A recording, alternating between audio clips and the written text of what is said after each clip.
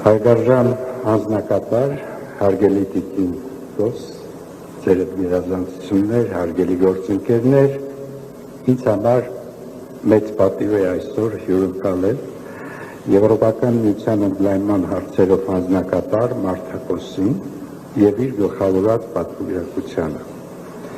Անձնակատար կոսը վերջին 6 ամիսների ընթացքում երկրորդ անգամ է աշխատանքային այցով գտնվում մեր երկրում, ինչը Հայաստանի եւ Եվրոպական միության միջև ընդլայնվող գործընկերության վառ վկայականն է։ Այս այցը նշանակալի է Հայաստանի եւ Եվրոպական միության միջև բոլոր ուղղություններով համագործակցության խորացման առումով, հաշվի առնելով նաեւ այն փաստը, որ այն տեղի է ունենում Երևանում կայանալիք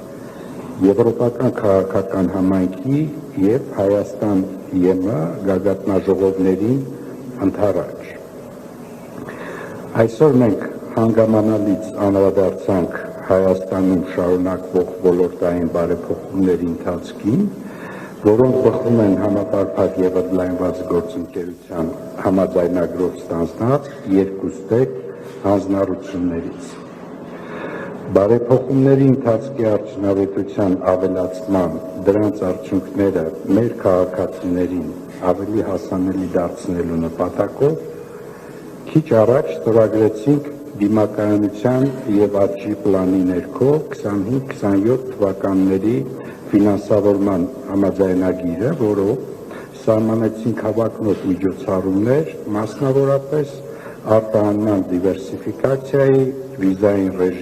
ռեժիմի ազատականացման եւ հանրային ֆինանսների կառավարման կարևորագույն ոլորտներում։ Առանձնահատուկ կենտրոնացանք տարածաշրջանային կապակցվածության հարցերին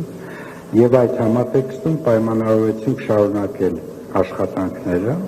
կառավարության խաղաղության խաչմերուկ նախաձեռնության TRIP երկթուղու եւ ԵՄ միջտարածաշրջանային կապակցվածության, մասնավորապես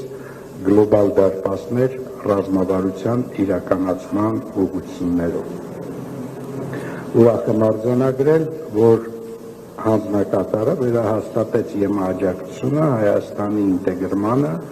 տրանսկասպյան տրանսպորտային ուղում։ Հանձնակատար կոսի միջոցով մեր երախտագիտությունն ենք հայտնել Եվրոպական միության ղեկավարությանը առաջիկա խորհրդարանական ընտրություններին ընդառաջ Հայաստանում ժողովրդավարական